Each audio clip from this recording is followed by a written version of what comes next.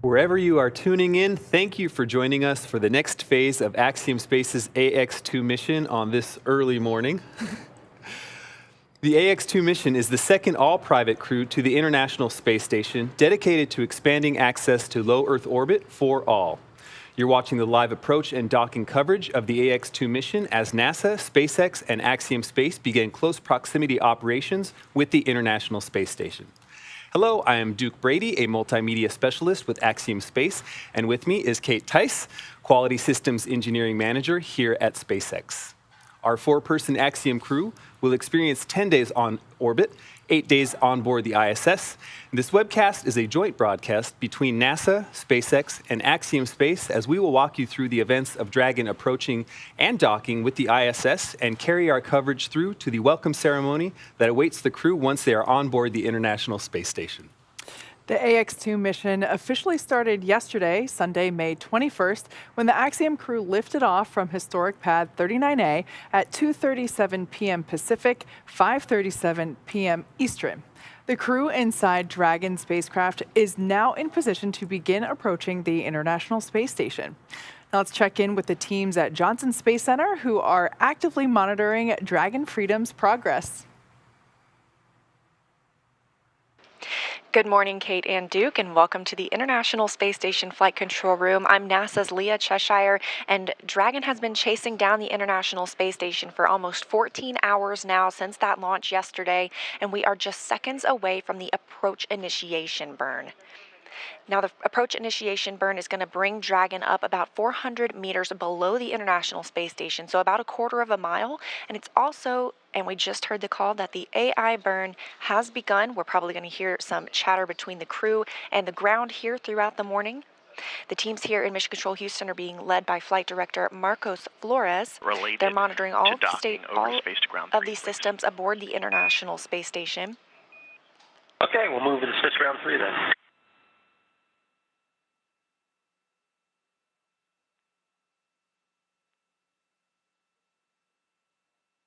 And to the right of Marcos Flores is our Capcom, Justin Cartledge. He is working with the teams aboard the International Space Station, speaking with the astronauts there. Again, the AI burn is underway. This is a firing of the Draco thrusters on Dragon. It's about a 90-second burn. And it's going to bring us up until we're about 400 meters. Suit guiding and audio configuration. Copy that. 4.010 complete.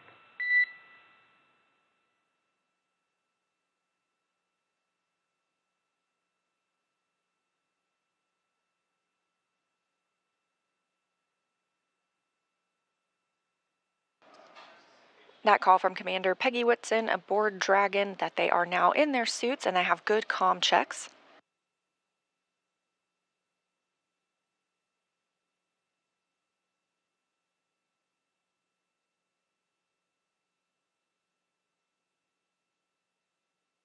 And we have confirmation of a good AI or approach initiation burn.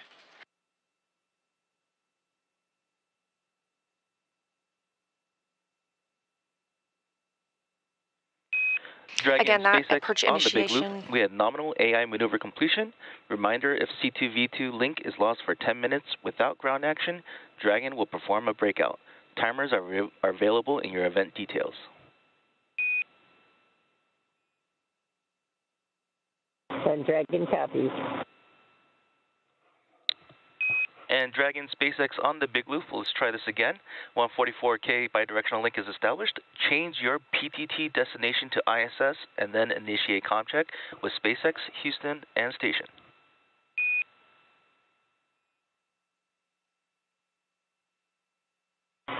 Dragon copies on the big loop. So Dragon Tech, SpaceX, how do you read? And Dragon, I believe you still have ground set elected to your PTT.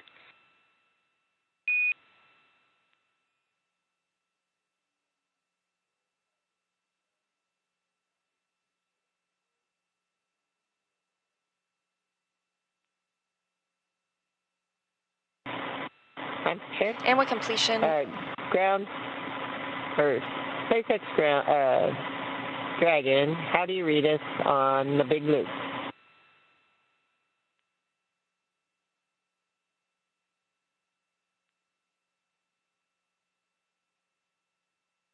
And Dragon SpaceX on Dragon and Ground, if you could Okay, switch C2 to PTT of ISS. Yes, my bad. SpaceX Dragon on the big loop now for C2. How do you read? And I have you 5x5 on the big loop. Excellent. And Station Dragon on the big loop. How do you read? Dragon Station has you loud and clear. Looking forward to seeing you guys. Likewise. And Houston Station on the big loop. How do you read? Houston, read you 5x5. How me? We have you loud and clear as well.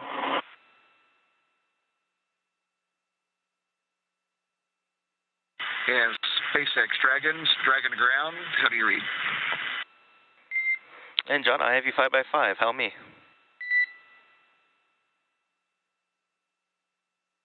Sounds good, thanks.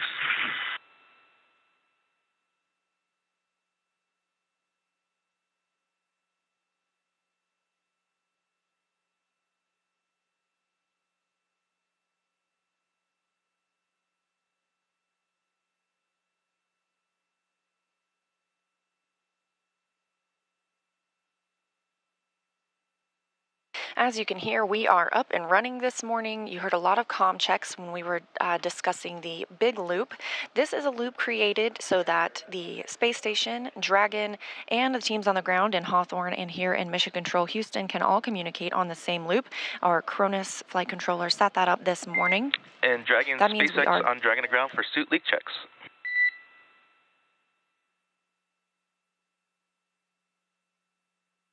Dragon, go. Hey, John, you have a go to perform 4.011 to start your suit leak checks.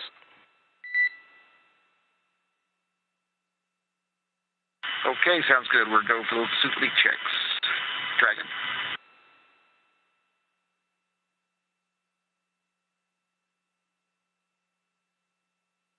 The Ax-2 crew members are already in their suits this morning. And we did, at the start of today's broadcast, just have completion of the approach initiation burn. Dragon is now about 400 meters below the International Space Station. It has also passed into the approach ellipsoid. We call that the AE. That's an imaginary shape measuring a 4 kilometer by 2 by 2 kilometer, essentially a large 3-dimensional oval. This means Dragon is on a 24-hour safe trajectory. Low priority.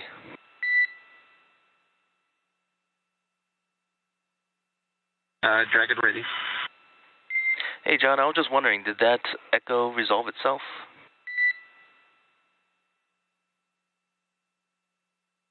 Yes, sir. You're crystal clear now. Thank you very much. That's good to hear. Thanks.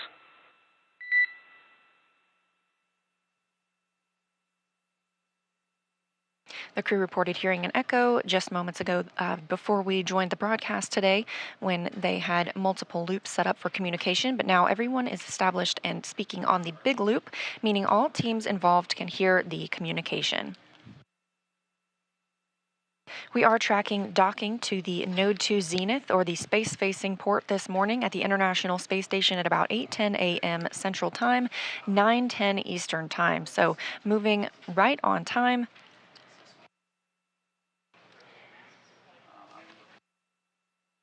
Now 14 hours and 2 minutes since launch yesterday afternoon. SpaceX Dragon to ground. We're ready to pressurize at 2.2.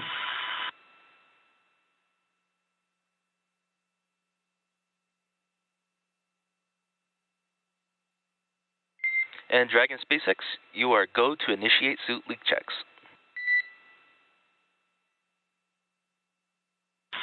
Dragon copies.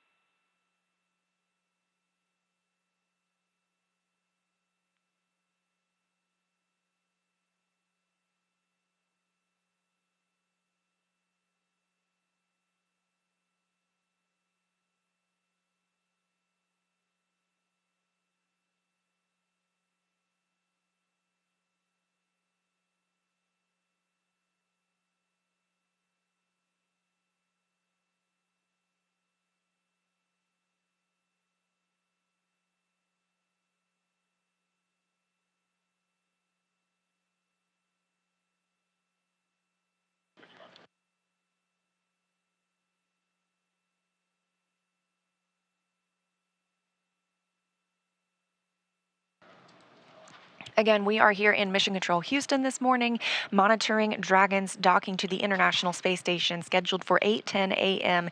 Central Time. But we have teams in Mission Control Hawthorne monitoring Dragon's flight since launch yesterday as well. So I'm going to send it back to Kate and Duke. Awesome. Thanks so much, Leah.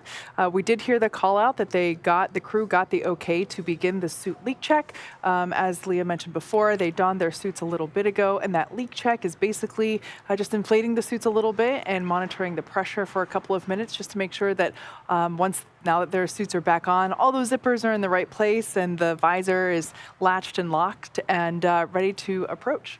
It's great. It's great to hear all those healthy comm checks as well. As the Dragon begins its approach to the space station, let's learn a little bit more about the Ax-2 crew. The Ax-2 mission is commanded by retired NASA astronaut Peggy Whitson. Born and raised in Beaconsfield, Iowa, she was inspired along with the world when she watched the Apollo 11 crew walk on the moon. She has since become the most experienced American astronaut and one of the most decorated. Whitson flew 3 long-duration missions to the ISS and has more cumulative time in space, 665 days, than any U.S. astronaut and more than any woman in the world. She has conducted 10 spacewalks with over 60 hours out in the vacuum of space and has performed hundreds of research experiments on board the ISS. Not only is she the commander for this mission, but Peggy also serves as the director of human spaceflight for Axiom Space. The pilot for Ax-2 is private astronaut John Schaffner. Born in Alaska and raised in Kentucky, Schaffner is a STEAM education advocate, business pioneer, and lifelong space enthusiast. A pilot since the age of 17, John has over 8,500 flight hours holding commercial, instrument, single-engine, and multi-engine ratings in land and sea aircraft, as well as helicopter. He also holds ratings in former military jets and high-performance... SpaceX Dragon ground. We show 4 good suit leak checks here. And ground concurs. All right, good news there. Just letting us know that all the suit leak checks checked out. As an athlete, John has years of competitive experience in water skiing, cycling, whitewater kayaking, hang gliding, skydiving, and base jumping. John trained as the Ax-1 backup pilot, and during this mission, plans to invest a lot of his time in STEAM education activities aimed at empowering educators and inspiring teachers. And representing the Saudi Space Commission and serving as a mission specialist, Ali Al-Karni was born in March 1992 in Sabd al-Alaya, Saudi Arabia.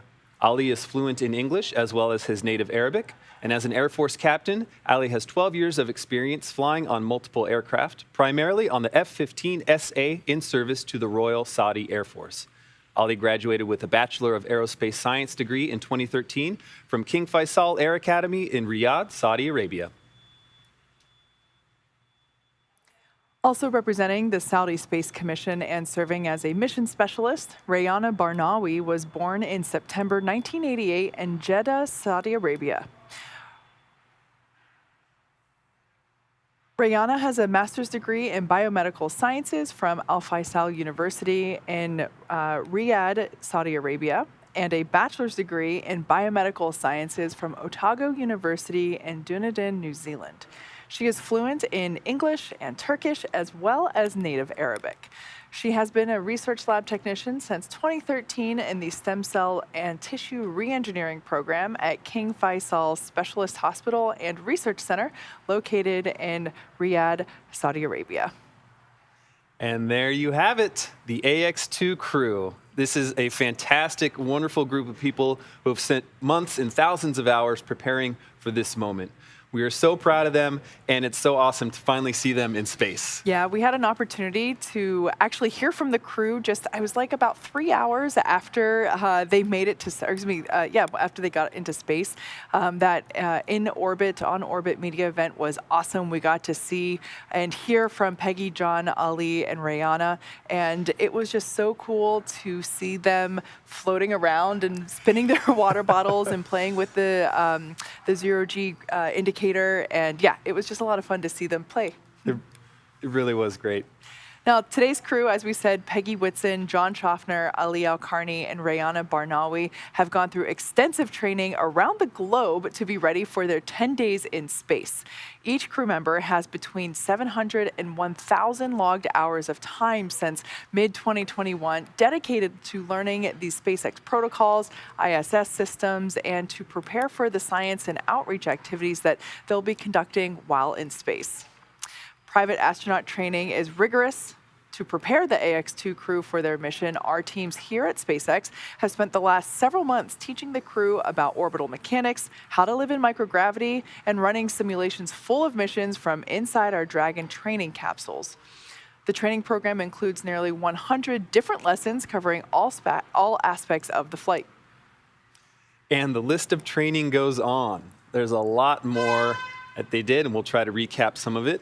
The Ax-2 crew spent time in simulators to orient their bodies to the conditions that may be experienced during the course of the mission, including into a centrifuge right here, simulating higher G-forces. Alternatively, the crew also participated in a zero-G parabola flight that simulated the lack of G-forces to experience weightlessness. Seems awesome. But aside from the simulating gravitational forces they will experience over the course of their journey, they also underwent altitude training in a hyperbaric chamber. This training simulates high altitudes where oxygen levels are low, and the crew uses this to identify how their bodies respond to hypoxic situations, as well as recognizing those effects in their crewmates. To be ready to spend 8 days on board and working on the International Space Station, they've spent time learning from mission controllers, experts in safety and emergency ISS procedures, as well as the essentials to living on board the orbiting laboratory. Things like how to heat up your food, where to find all the equipment you need, etc.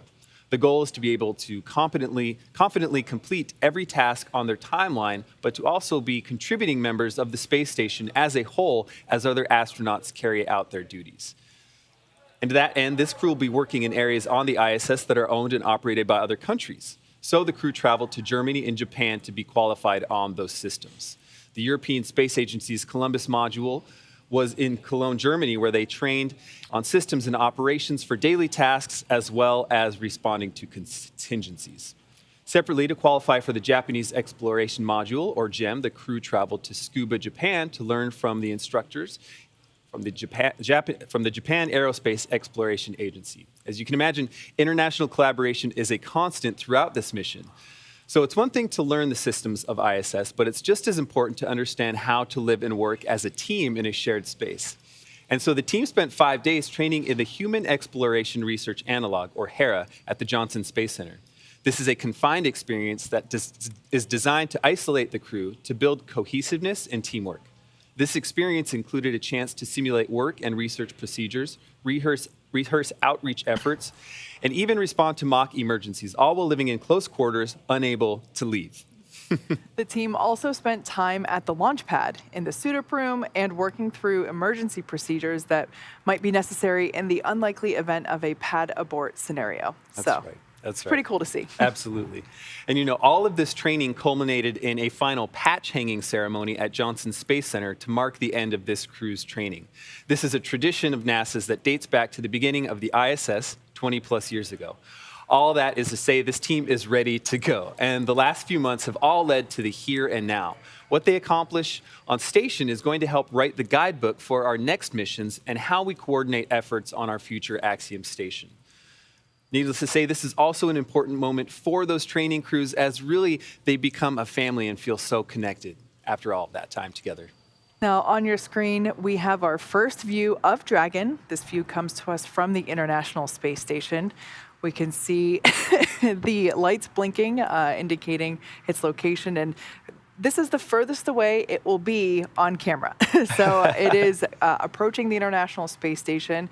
For those of you that have just recently joined us, we had confirmation that the crew completed their suit leak checks, and those leak checks looked good. So they are in their seats, they're strapped in, and they are monitoring the progress of their approach to the International Space Station. This is what traffic looks like at the ISS. Very true.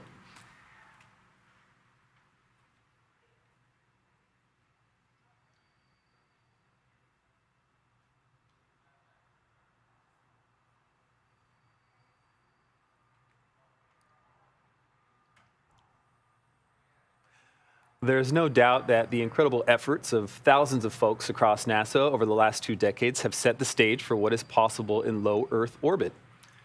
The Ax-2 mission is a critical step toward opening those possibilities to a host of new participants, governments, diverse researchers, manufacturers, and more. Here on Earth, we're already seeing benefits from research currently conducted on the ISS, from water and air purification systems to testing medical devices and therapeutics. Pretty amazing stuff. In addition to tech demos and medical research, access to low Earth orbit allows for a connection to the arts and other outreach opportunities. Ax-2 is the first of several proposed missions in advance of Axiom Station, the world's first commercial space station. A sustainable commercial low Earth orbit economy means expanded access to work in space. It also frees up NASA and its partners to put their budget towards other exploration programs while granting space agencies around the world more opportunities through commercial efforts. And over its lifetime, the ISS has accomplished an unprecedented feat, continuously sustained operations on and off the Earth for more than 22 years. This is not only a true testament to the technology required to physically achieve that, but also to the collaborative and cooperative efforts of thousands of people across the world to ensure that multiple nations, agencies, and entities, both public and private, work together to push humanity forward. And as we move forward, private industries need time to learn how to establish and maintain these relationships effectively. So, by flying private astronaut missions like Ax-2 to the ISS, Axiom is taking essential steps to get that on-the-job training as we work towards building the world's first commercial space station. Axiom Station is an opportunity to continue the story of the ISS, science, and research through cooperation and collaboration for the benefit of all. Ax-2 is this next chapter. So once again, we are observing Dragon Freedom as it approaches the International Space Station. The crew has their suits on, they're in their seats, and they are inside those blinking lights. That's so amazing to think about. And we will see those blinking lights get closer and closer over the next couple of hours. Everything when you are approaching or departing the International Space Station is highly choreographed, and it's really slow, and that's for safety purposes. It's the safer way and the best way to do it. So we will see Dragon get closer and closer. Even those two lights that we see, the red one and the green one, they represent the port and starboard side, and I never remember what color goes to what, but I can tell you that we will start to see those get closer as we have been, even over the last few minutes. You might be seeing some stars on your screen, but most of those dots are dead pixels in that camera sensor, and that happens because of that high radiation in space. Now, Dragon is capable of carrying up to 7 passengers to and from Earth orbit and beyond. It is the only spacecraft currently flying that is capable of returning significant amounts of cargo to Earth, and is the first private spacecraft to take humans to the space station. Dragon is fully autonomous, which means that it flies itself, but it also features full manual override capabilities in case of emergency. Standing at almost 27 feet tall from bottom of the trunk to the top of the nose cone, Crew Dragon is composed of two main elements: the capsule, which is designed to hold crew and pressurized cargo, as well as an unpressurized section, which is known as the trunk. The nose cone at the top of the capsule protects the docking system and also the guidance navigation control system, which is the system that's being primarily utilized right now as Dragon is approaching the International Space Station. That nose cone opens for docking and remains attached to the attached to the Crew Dragon spacecraft, unlike previous versions of Dragon, and that helps toward our efforts toward reusability. Now, opposite of the nose cone is the trunk. It provides attachment points for Falcon 9, the Dragon capsule, and cargo. One half of the trunk is covered in solar panels. That's the black side of the trunk on the exterior. And those provide power to Dragon during flight and while on station. The other half contains a radiator and